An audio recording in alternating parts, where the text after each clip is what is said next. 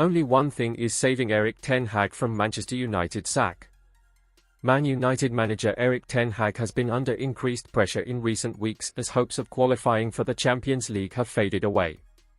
Former Manchester United striker Louis Saha believes the amount of injuries the Reds have suffered is the only reason why Erik ten Hag remains in his job at Old Trafford. United sit 6th in the Premier League and have reached the semi-finals of the FA Cup, but even if they win the prestigious trophy, it may not be enough to save the Dutchman. Men Sport understands Sir Jim Ratcliffe remains unconvinced by ten Hag, and with the Reds unlikely to qualify for the Champions League, patience could be wearing thin. However, one extenuating factor remains in the boss' favour. United have struggled throughout the campaign with injuries, with 9 first-team players currently sidelined. Ten Hag has rarely been able to field a consistent starting 11 this season, and according to Saha, this fact is the only thing keeping the manager in a job at this moment. Speaking to Paddy Power, Saha said, "Any manager knows that their neck is always on the line, and Erik ten Hag knows he has to bring trophies, confidence, consistency and rhythm, and he hasn't brought that all together. Some people in the club will be frustrated and advise the new owners to consider other options, and that's normal. In that position as a Manchester United player and manager, you're always in danger, as someone can take your place. This is the nature of being a manager. It would be a mistake to replace Erik ten Hag, because it's been a longer process than we expected, because so many teams are fighting for the same prize. The expectation is higher for Manchester United than any other club in the league.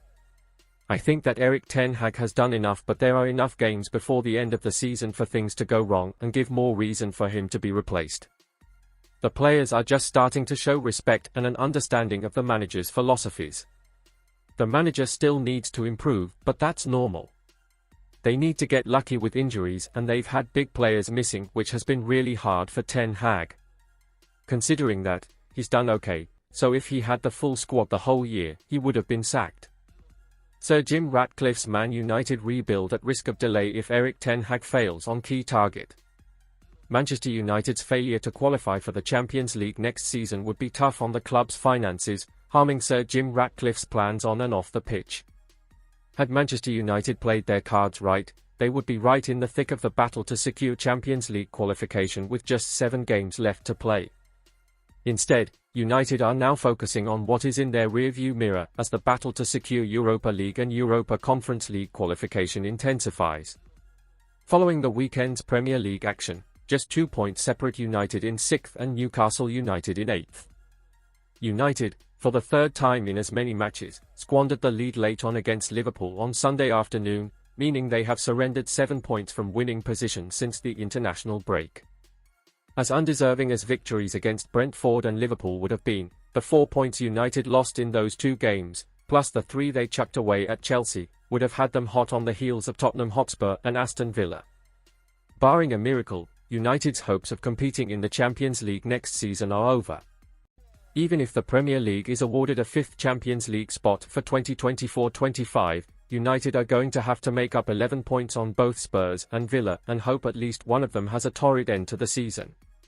After fighting so relentlessly throughout 2022-23 to secure Champions League qualification for this season, few would have anticipated the possibility of European football being staged at Old Trafford on Thursday nights again quite so soon.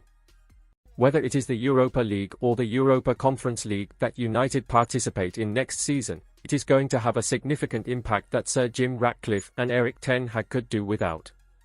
Following confirmation of his minority investment in the club in February, Ratcliffe went on record stating the importance of securing Champions League qualification for next season. He pinpointed the benefits competing in Europe's premier club competition bring financially. "We really want to get into the Champions League next year. It's quite important for FFP, financial fair play," Ratcliffe told the BBC.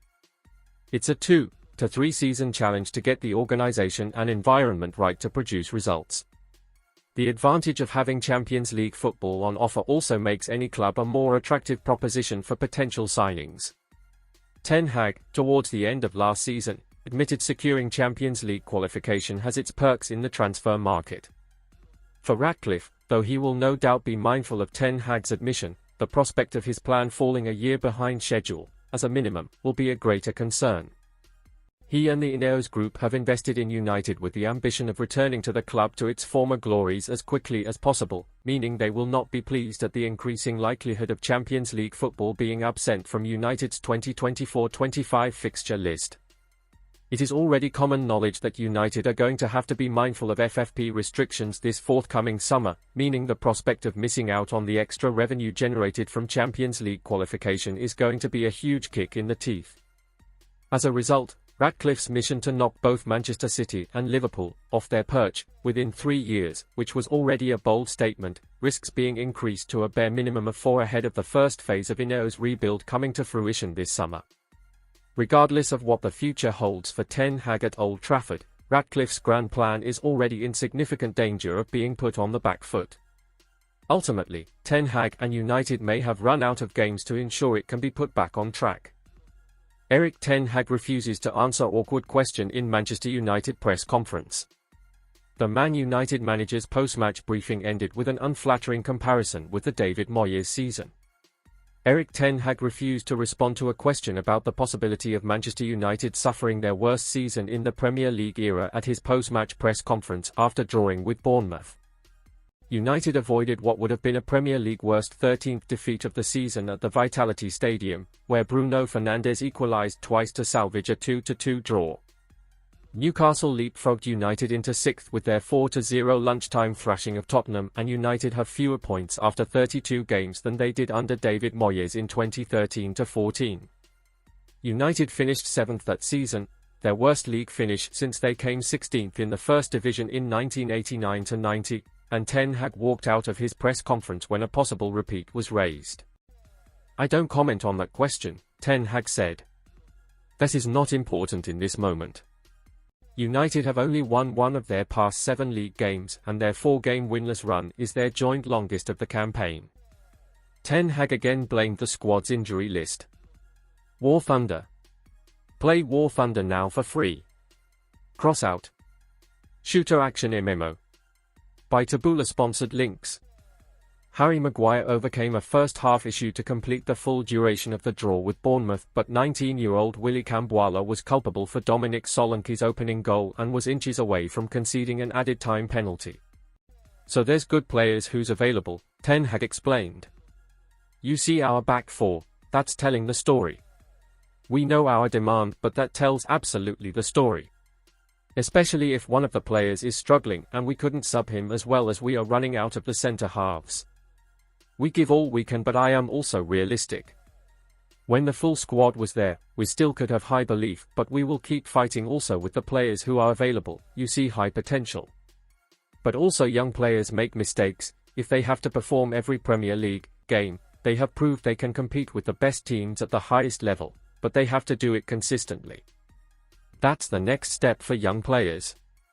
Erik Ten Hag told he can't play Manchester United defender due to strange rule.